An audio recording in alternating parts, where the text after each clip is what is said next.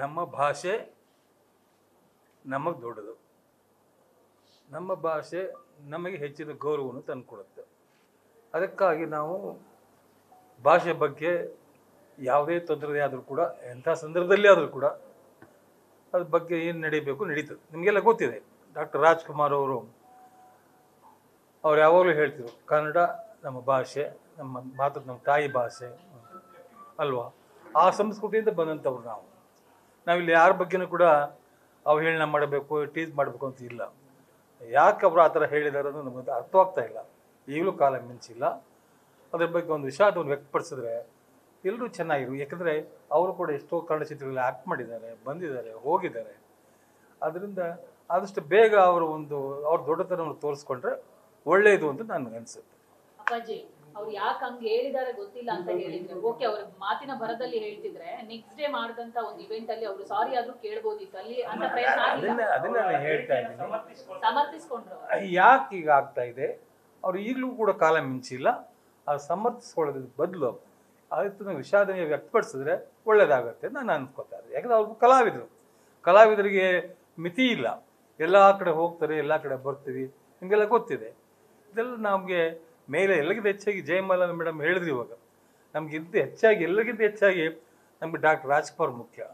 ಅವ್ರು ಯಾವತ್ತೂ ಕೂಡ ಇದರ ಆದಾಗ ಅವರು ಯಾವತ್ತೂ ಕೂಡ ವೈಯಕ್ತಿಕ ತಗೋತಿಲ್ಲ. ಯಾವುದು ಕೂಡ ನಮ್ಮದು, ನಮ್ಮ ಭಾಷೆ, ನಮ್ಮತನ ಅಂತ ಹೇಳ್ತಾ ಇದ್ರು.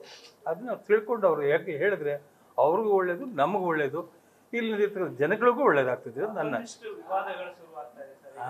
ಅಣ್ಣವರು ಮತ್ತೆ ಅವರ ಕಮಲ್ ಹಾಸನ್ ಅವರ ಒಡನಾಟ ಚೆನ್ನಾಗಿತ್ತು. ಹಾಗಾಗಿ ನಾವು ಅವರ ಅಭಿಮಾನಿಗಳನ್ನೋದನ್ನ ಶಿವಣ್ಣ ಅವ್ರು ಹೇಳಿದ್ರು. ಜೊತೆಗೆ ಈಗ ಶಿವಣ್ಣ ಅವ್ರ ಎದುರಿಗಿನ ಈ ರೀತಿ ಮಾತಾಡಿದ್ದಾರೆ ಅನ್ನೋ ಶಿವಣ್ಣ ಅವರು ಈ ರೀತಿ ಮಾತಾಡಿದಾರೆ ಅಂತ ಹೇಳಿದ್ರೆ ಅಲ್ಲಿ ಶಿವಣ್ಣ ಫಂಕ್ಷನ್ ಹೋಗಿ ಕೂತಿದ್ರು ಅಷ್ಟೇ. ಶಿವಣ್ಣ ಅವರು ಮಾತಾಡೋದು ಹೇಳಕ್ ಹೋಗ್ತಾರಾ? ಇಲ್ಲ. ಅದರಿಂದ ಅವ್ರು ತಿಳ್ಕೊಬೇಕಷ್ಟೇ. ಇದರಿಂದ ಶಿವಣ್ಣ ರಾಜ್ಕುಮಾರ್ ಅವ್ರ ಮಗ ರೀ.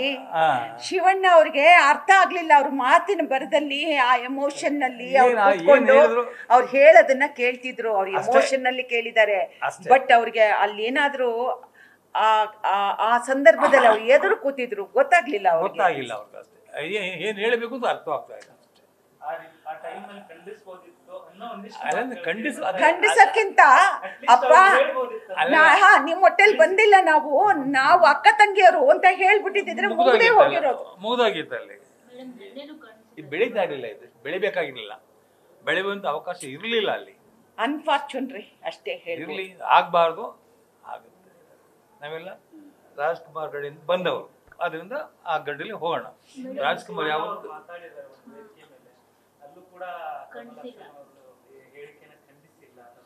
ಯಾವತ್ತು ರಾಜ್ಕುಮಾರ್ ಅವರು ನೀವು ಬದುಕಿ ನಾವು ಬದುಕಿ ಅಂತ ಹೇಳ್ತಿದ್ದೇವೆ ವಿನಃ ರಾಜ್ಕುಮಾರ್ ಯಾವತ್ತೂ ಕೂಡ ಭಾಷಾ ದ್ವೇಷಿ ಆಗಿರ್ಲಿಲ್ಲ. ಅವ್ರನ್ನ ಅದೇ ಹೇಳ್ಕೊಟ್ಟಂತ ಪಾಠ. ಏನಪ್ಪ ಗೋವಿಂದು? ಇಷ್ಟೆಲ್ಲ ಬೆಳವಣಿಗೆ ಆದ್ರೂ ಗೊತ್ತಿದೆ ಮೊನ್ನೆಯಿಂದ ಏನೆಲ್ಲ ನಡೀತಾ ಇದೆ ಅಂತ. ಇನ್ನೂ ಕ್ಷಮೆ ಕೇಳದಿದ್ರೆ ನಿಮ್ಮ ಪ್ರಕಾರ ಸರ್ ಮುಂದಿನ ದಿನಗಳು? ಕ್ಷಮೆ ಕೇಳೋದು ಅವ್ರ ಧರ್ಮ. ಕೇಳಿ ಅಂತ ನೀವು ಹೇಳ್ತೀವಿ, ನಾವು ಹೇಳ್ತಾ ಇದ್ದೀವಿ. ನ್ಯೂಸ್ ಫಸ್ಟ್, ನಿರ್ಭೀತಿಯಿಂದ ನಿಮ್ಮ ಪರವಾಗಿ.